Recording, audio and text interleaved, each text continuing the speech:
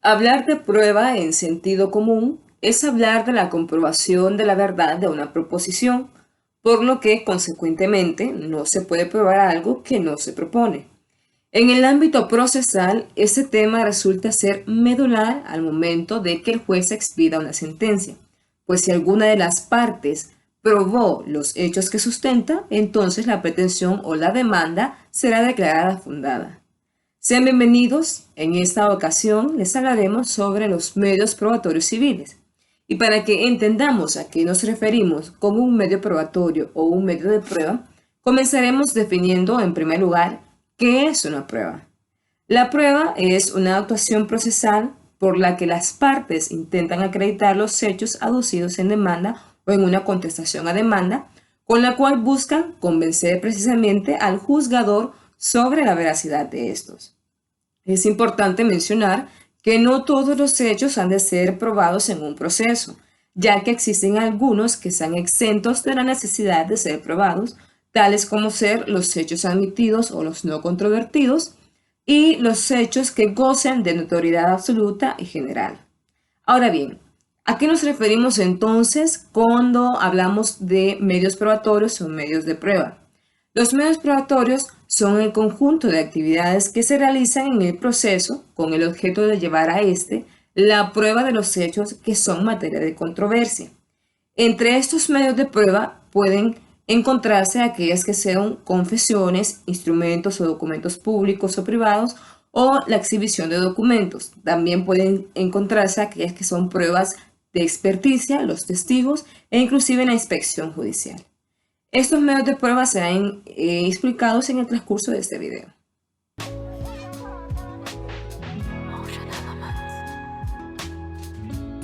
¿Qué son los hechos notorios?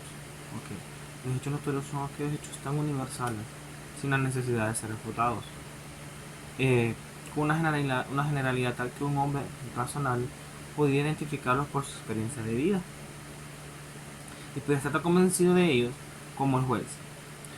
En el proceso mediante la práctica de la prueba.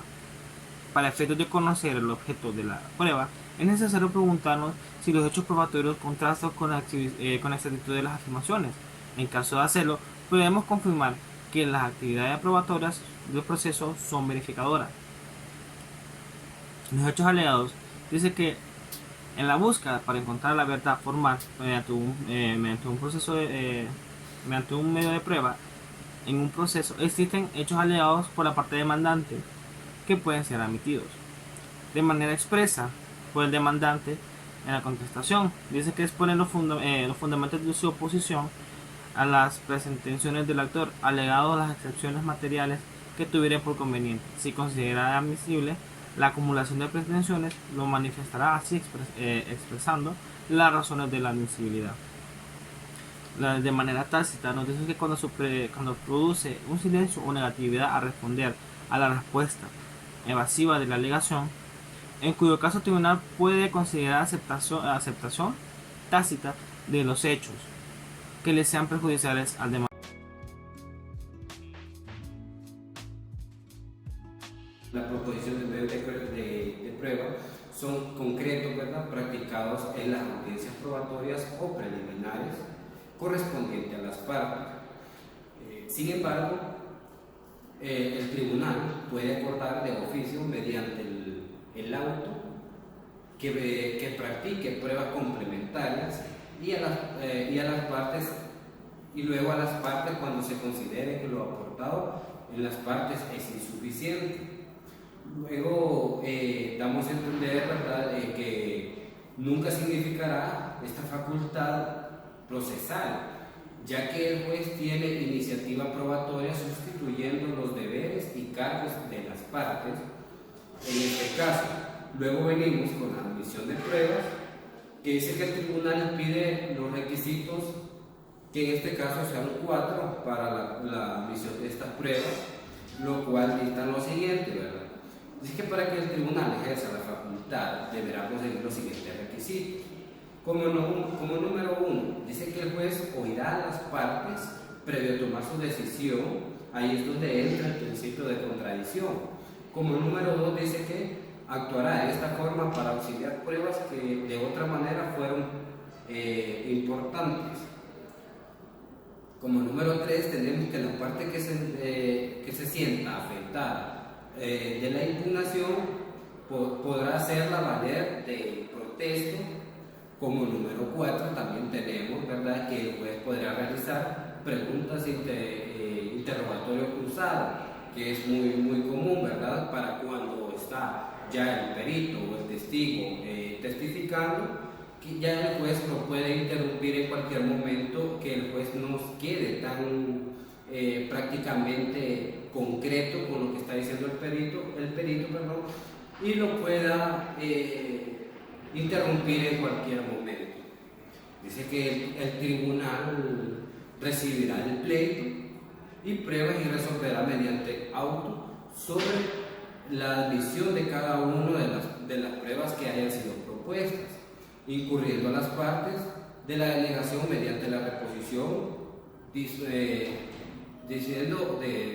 pudiendo fórmulas, y se desestima dicho recurso, ¿verdad? En esta fórmula se desestima dicho recurso y se protesta en efecto de hacer valer sus derechos en el recurso de apelación contra la sentencia definitiva. Sería en este momento no estar de acuerdo en esa sentencia, por eso se evoca al recurso de apelación para hacer valer sus derechos.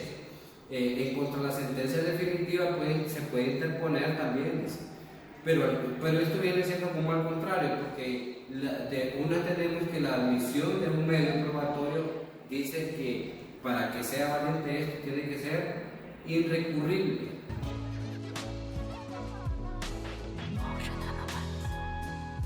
Explicaremos entonces cuáles son algunos medios de prueba admisibles en el proceso civil que contempla nuestra legislación hondureña. Justamente podemos encontrarlo en el artículo 251 del Código Procesal Civil, y ahí pues nos enumera varios medios, como por ejemplo el interrogatorio de las partes, las pruebas documentales como los documentos públicos, documentos privados, medios técnicos de reproducción de sonido e imagen, los testificales, los peritajes y el reconocimiento judicial. Entonces vamos a explicar cada uno de ellos de manera breve. Por ejemplo, el interrogatorio de las partes, esto lo podemos encontrar ya regulado específicamente de los artículos 253 al 268, y eso prácticamente es un medio procesal por lo que las partes pueden pedirle al tribunal la declaración de las demás partes del proceso. Aquí lo que se hace prácticamente es como un interrogatorio cruzado, donde se formulan preguntas de manera oral y tienen que ser hechas en un sentido afirmativo y de manera concreta, clara y precisa. No pueden incluirse valoraciones ni calificaciones. Si esto llegase a ocurrir, pues entonces se puede objetar y hacerle ver al juez pues que las preguntas son improcedentes y que deben detenerse como por no realizadas. El juez, ya sea de oficio o a instancia de parte, pues puede rechazar las preguntas que sean capciosas, oscuras, subjetivas, ambiguas, impertinentes e inútiles, así como las que no cumplan con los requisitos legales previamente ya establecidos. Y en este sentido, pues la parte que está siendo interrogada pues debe contestar ella con su propio criterio, por sí misma. Su respuesta tiene que ser espontánea, no tiene que estar siendo influenciada. Puede recurrir, salvo que el juez se lo permita, a algunos apuntes que ella pueda tener como a manera de hacer memoria. Esta parte que se cita para que haga acto de presencia en el interrogatorio, pues es de manera obligatoria su presencia en la sede judicial. Ahora bien, si ella no justifica su incomparecencia ante el juez, pues este puede considerar reconocidos los hechos a los que se le estaba prácticamente citando para que ella demostrase la veracidad. Esto es lo que se le llama la admisión ficta.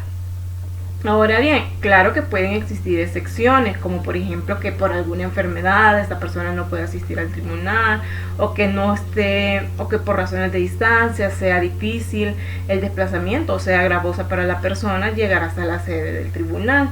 E incluso hay algunas excepciones, como por ejemplo cuando es parte del proceso pues un organismo público.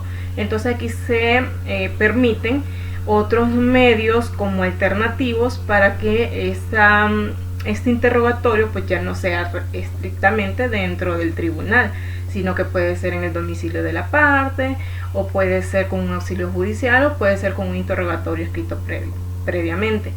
El juez o tribunal entonces valorará las declaraciones de las partes y de las terceras personas asimiladas a ellas de manera precisa y razonada, atendiendo obviamente reglas de la sana crítica, así como de el conocimiento y del criterio humano para poder valorar este tipo de pruebas. En segunda instancia, pues tenemos otro medio de prueba que son los documentales. Aquí lo encontramos ya regulado en los artículos 269 al 290 del Código Procesal Civil. Y esto sirve más que todo para tomar decisiones de fondo y donde sea necesaria la acreditación y la apreciación de hechos que deben constar por escrito. Entonces aquí en nuestro código encontramos unos documentos ya claramente establecidos que de manera corpórea hacen constar pues hechos. En este sentido tenemos documentos públicos, que son los autorizados ya sea por un funcionario judicial, por un notario o por un funcionario público competente, siempre que se cumplan obviamente con las solemnidades requeridas por la ley. Y también tenemos los documentos privados, porque son todos aquellos documentos que no son públicos.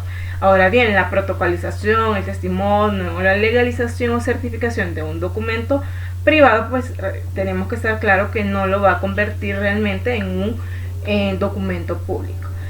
Estos documentos, esta prueba documental, pues tiene su fuerza probatoria. Por ejemplo, los documentos públicos que se aportaran al proceso en original o por testimonio, o por mediante copia autenticada, certificada, fehaciente, o si se hubiese presentado una copia simple, siempre y cuando no existiera impugnación de su autenticidad. Ahora bien, los documentos privados también siguen este mismo patrón que los documentos públicos, ¿verdad? Aquí lo que realmente se cuestiona de la parte documental es su autenticidad. Entonces, si se impugna la autenticidad de un documento privado, quien lo presentará al proceso pues podrá pedir que se corroboren las firmas, que se corroboren los sellos, las huellas. Entonces aquí es donde viene el proceso de impugnación y también viene el proceso de cotejo. El cotejo comprobación de los documentos públicos, por ejemplo, se tiene que hacer por el secretario y pues el procedimiento más que todo lo que se hace es que se coteja con el documento original. Si se presenta una copia, se coteja con el documento original, ya sea en el lugar donde está originalmente, o el documento matriz a presencia. De hecho, hasta se puede citar hasta las partes o los defensores para que todos puedan acreditar el hecho, ¿verdad?, del cotejo.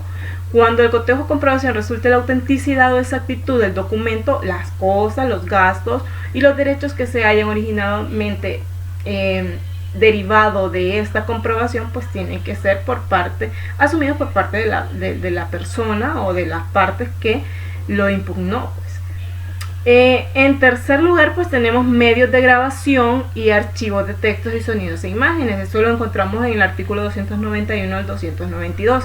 Las partes pueden solicitar la reproducción ante el tribunal de imágenes y sonidos captados mediante instrumentos de filmación, grabación u otros semejantes. Estos instrumentos que contengan imagen o el sonido reproducidos tendrá que conservarlos el tribunal, obviamente, para que no existan alteraciones. En cuarto lugar tenemos la parte testifical o las pruebas testificales. Lo podemos encontrar regulado en el 293 al 314. Esto, pues básicamente lo que se hace es que las partes pues citan testigos, quienes tengan noticia de hechos controvertidos relativos obviamente al objeto del proceso. Pueden ser testigos todas las personas que no se hayan permanentemente privadas de la razón o del uso de los sentidos. Hay casos excepcionales, por ejemplo, cuando toca citar personas menores de 14 años. Esto tiene que autorizarlo el juez, básicamente. Toda persona entonces tiene el deber de declarar como testigo si no tuviera una causa o no pesara sobre ella una prohibición de hacerlo. Ahora bien, la falta de idoneidad por el testigo pues debe ponerse en manifiesto en el momento de su declaración. Esto es básicamente lo que normalmente suele traerse cuando se llevan testigos a un proceso, que no son los idóneos. También hay un número que las partes pueden proponer como testigo, que estos son 5 testigos. Ahora bien, los jueces o el tribunal puede escuchar el testimonio por lo menos de 3 que contesten con relación a un hecho controvertido, y podrá él, si considera pertinente, omitir el testimonio de los restantes, siempre y cuando con los primeros 3 pues ya se haya obtenido la información pertinente.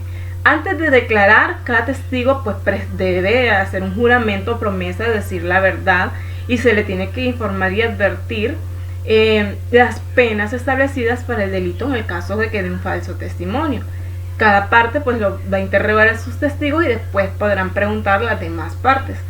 No se admitirán ni preguntas capciosas, sugestivas, impertinentes o perjudiciales de los testigos.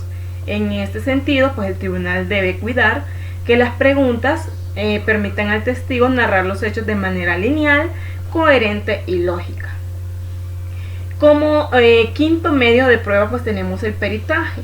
Este lo encontramos regulado en el artículo 315 al 343 del Código Procesal Penal, y pues la pericia será procedente cuando, para valorar los hechos o circunstancias relevantes en el asunto o para adquirir certeza sobre ellos, pues se requieran conocimientos científicos, artísticos, técnicos, tecnológicos, prácticos u otros análogos. La prueba pericial será propuesta por las partes, que pueden optar por un proceso de dictamen con un perito privado o también con los peritos, que ya sean los oficiales que designe el tribunal. El tribunal pues puede limitar también el número de peritos que pueden hacerse presentes como medio de prueba en la relación del objeto del proceso.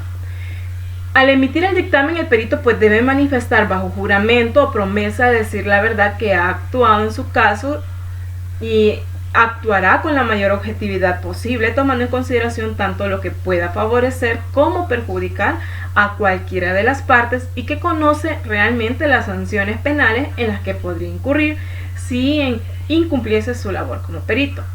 El juzgado tribunal pues debe también valorar estos dictámenes periciales de manera precisa, razonada, atendiendo a las reglas de la sana crítica, del conocimiento y del criterio humano, así como de acuerdo a las normas que rigen el razonamiento lógico. Y como sexto medio de prueba pues tenemos el reconocimiento judicial. Esto está regulado en el artículo 345 al 349 del Código Procesal Civil.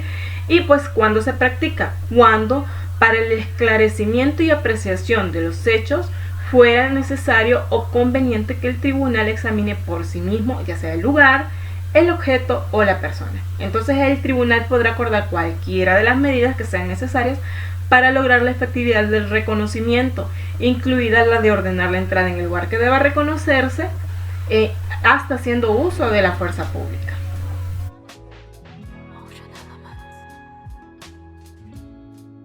Así como una prueba puede ser admitida, también puede ser inadmitida. ¿Qué es lo que hace que la prueba sea admitida?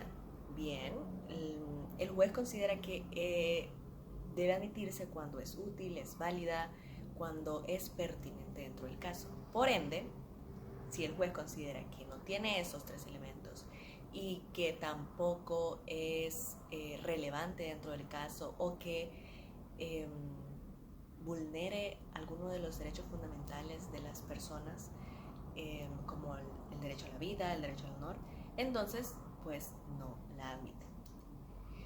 Por supuesto, si esta no es admitida y la persona considera que debería, entonces se puede interponer un recurso de reposición de forma oral para que se sustancie y se resuelva en el acto.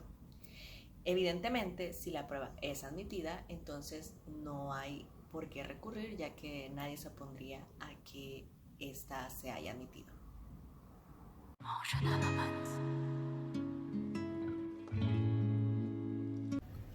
Bien, continuando con el tema que venimos desarrollando, hablemos un poco acerca de la carga de la prueba.